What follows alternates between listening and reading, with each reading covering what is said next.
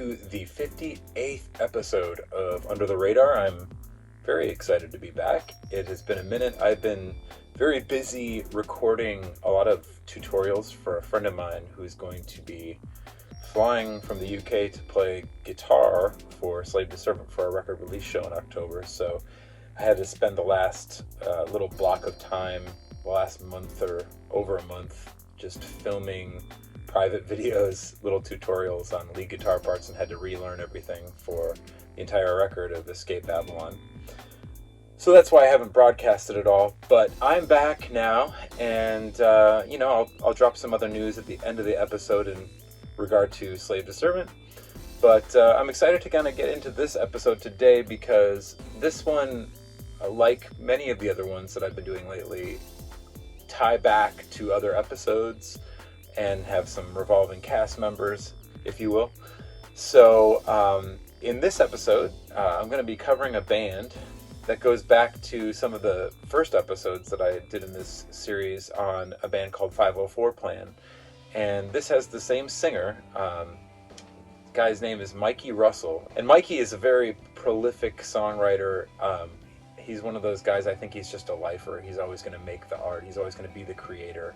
I very much resonate with his work ethic and just his ability to keep going. Anyway, but after 504 Plan disbanded, not too soon after, Mikey formed a band called Wax on Radio. And today I'm going to be covering their debut EP entitled Exposition.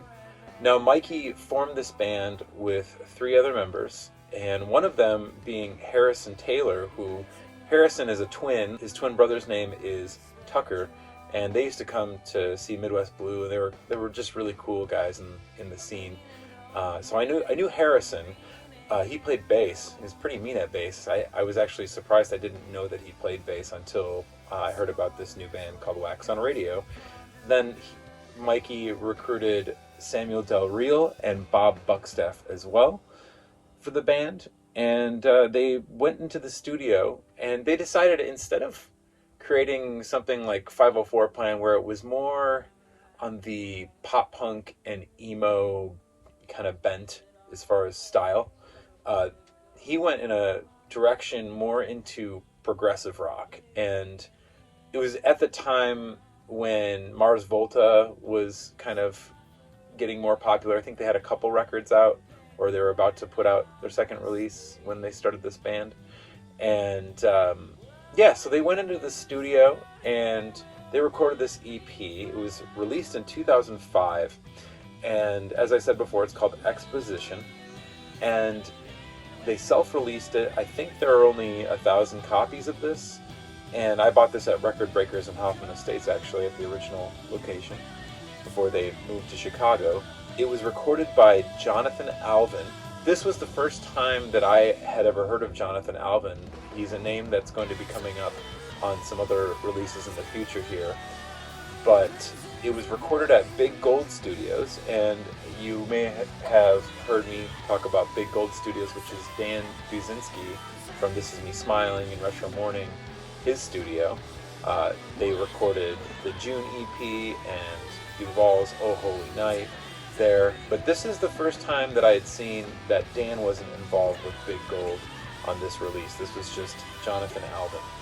Jonathan would later go on to record a band that I personally love, and a band that I did a split 7-inch with at one point when I was in Dorm Life, a band called Dr. Manhattan. He did their debut album on Vagrant Records, but that's a whole other story that we'll get to later.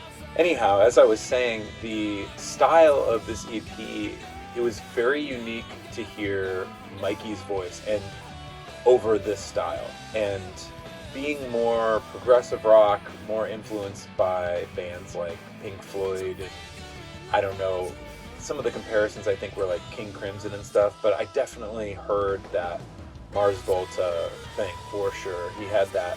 It's almost like he was mixing his natural, at least, Mikey voice, the 504 Plan style Mikey that I was familiar with kind of a Cedric Bixler esque kind of voice, and it was really good. I thought his voice was excellent on this recording. I never had a problem with Mikey's voice at all before, but I definitely heard an improvement and a modification kind of in his delivery, and I really dug it on this EP. So after dropping this EP, the band, I don't know what the order was of this, but basically they picked up management with Mike Bacta,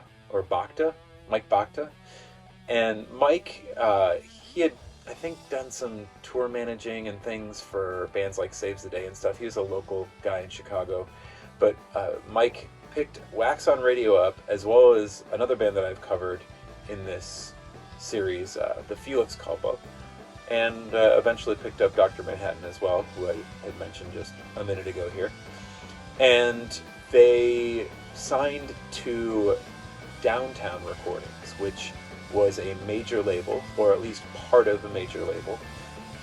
Most notably, I don't remember the other bands that were on Downtown Records. The only notable act I remember, which is quite a notable act, it was Gnarls Barkley, because Crazy hit the airwaves, and, well, it went crazy. I mean, people went nuts over that song. That's a song that I cover to this day at my gigs for cover songs, and people always love to hear that song. But so they signed to, they were label mates with Gnarls Barkley, and Downtown Recordings had them go in and record a few more songs. So this original EP consists of 6 songs, while they re-released it with different artwork in a jewel case. I believe it was white, and the artwork, that is. And there were 3 other bonus tracks along with all these 6 songs. And of course, this EP went out of print very quickly as the full-length took precedence, and the band then went on tour with a bunch of different acts. I can't even remember all of them, but I do know that at one point, the band, after the album came out, they added a 5th member on keyboards. It was Luke Dent, who was also in The Deer Hunter, very great progressive rock band as well from that era. And yeah, the band did some touring, and then I think they even recorded a second full-length, but it just never got released. I don't know what the deal was with that. I don't know if they weren't allowed to, the label's red tape or whatever, if it got shelved. But they broke up in 2009, and then Mikey went on to form another band called Sons. And that's just a little synopsis of Wax on Radio before we break into the songs themselves. I think I'm going to cover a few off of here today, not all 6, but I will start with the opener, Today I Became a Realist.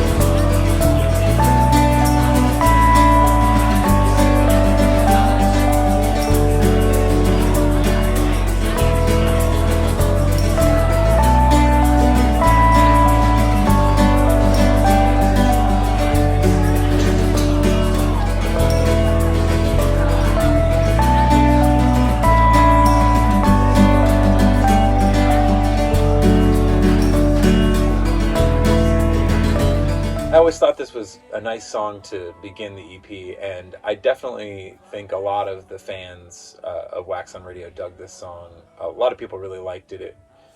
The background of like a crowd that, you know, kind of like the commotion of people talking like they were at a party or something, the way they blended that with the recording was very real. And yeah, I just enjoyed the acoustic vibe of that one. And then my favorite song, however, is the second track on here. This song is called Time Will Bind Us to the Guilt of Commitment.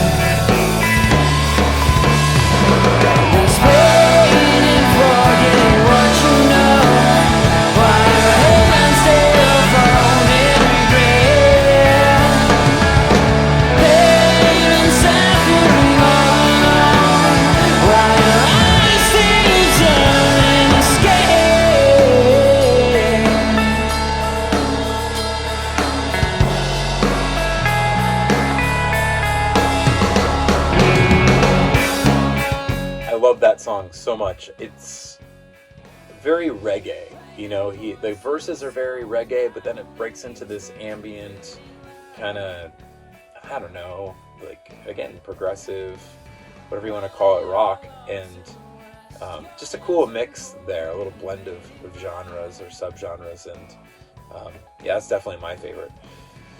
Moving on, the next song is called Remembering.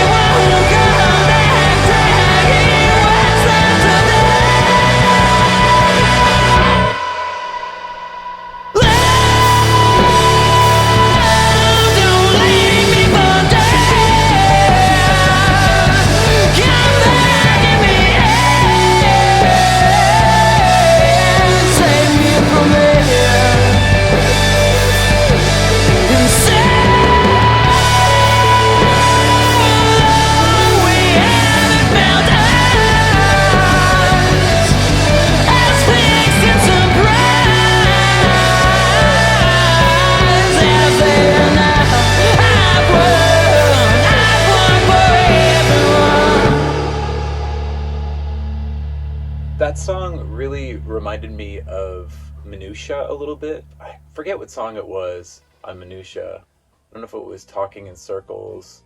One of those songs that was a little bit slower, and there was some really energetic, like the kicking, the like that really kind of faster kick drum. It reminded me of Nick. Actually, I could just envision Nick Shemeka from 504 playing drums on that song with Mikey again. And again, Mikey's 504 like vocals, I feel, are a little more evident on that one. However, you can still hear that blending where he's got more of that Mars Volta feel vocally. And that's a very common thing, because I mean, if you think about At the Drive-In, which is the precursor to Mars Volta, Cedric's vocals were a little more raw. A lot more raw. He was more, actually more reminiscent of Zach De La Rocha from Rage Against the Machine. It was more like that, just very abrasive vocals. And then he does Mars Volta and he's just super finessed.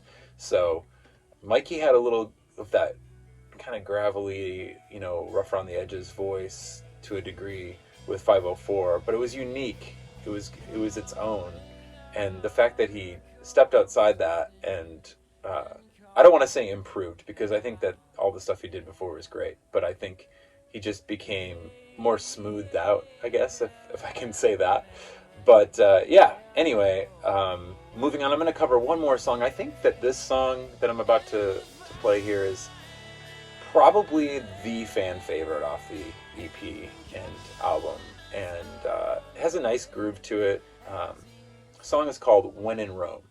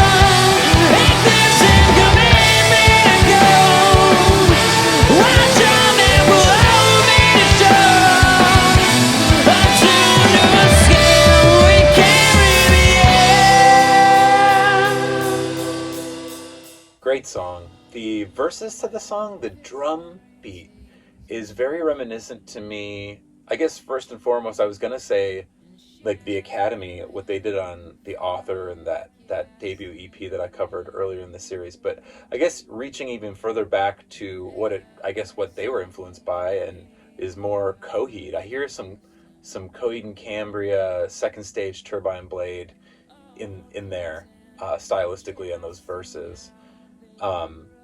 And a lot of the guitar work on this EP there's moments where I hear Minus the Bear, and Minus the Bear is one of my favorite bands still to this day. I think it's the last song on here, and the last song has, I don't know, the ambience, like whatever the effect is on the guitar is so reminiscent to me of Minus the Bear's, actually something that came out later, so I guess if I was going to compare it, I would say Wax On's kind of had that sound first. Not that they get to claim, the sound of ambience or that particular sound of ambience, but it reminds me of Omni by Minus the Bear and Infinity Overhead. Like there's some tones in there that just scream those two records to me on the last song on here. Anyhow, just to close here, I was going to say there were a lot of bands coming out that were kind of doing a little more progressive rock at the time, And I think this was a great chance for Mikey as a songwriter to step up and just evolve a bit, from what he was doing. And Mikey is a left-hand guitarist, and always cool to watch him play guitar. I can't imagine playing a right-handed guitar left-handed. You know what I'm saying? Like that'd be so odd to me, like playing upside down like that. But he always did a great job. Excellent guitar player, great singer, great songwriter. And like I was gonna say, had like 504 Plan not broken up, and then made something like this, I don't know that it would have been as accepted or carved out a space. I don't think that 504 Plan, I just don't think that they could have really made that leap. Maybe they could have. It's rare that bands, they kind of do it slowly, and I guess the best example I could use is RX Bandits. I think they did it right. They, like by their album Progress, they were switching it up. Instead of like ska punk, it was like more Police, styled, but blending other subgenres into it. And then by the time they just, you go 1-2 more albums in, it's like knee deep in Mars Volta influence. You can just hear the prog rock, and it never really stopped from there with a band like RX Bandits. But I would be curious to hear what Wax on Radio came up with next after Exposition. So I guess that about covers this EP. You could probably find it on Discogs if you want to. It's rare pressing, probably, like I said, 1,000 copies out there. But you could also find the Downtown Recordings pressing of the full length, which is 9 songs. I'm sure that is available. You have a better chance probably of finding that than this. And it has the same songs, but 3 more. So happy hunting with that. And in other news, with Slave to Servant, I've been just kind of mapping out what I want to do for music videos. I'm hoping to film some things soon. I'm getting the CD artwork taken care of here. Trying to remember what else I've been working on. I don't know, it seems like just such a blur. Like I said, trying to get a band together to go down to Tennessee and play a record release show, but I will hopefully be putting out some more content soon. I would really like to get a couple of music videos finished up here and just put out a couple more songs before the record drops, before fall. So I will be back relatively soon with another episode, and hopefully have a little bit more to talk about in that regard. So I just want to say thank you for your time, and see you soon.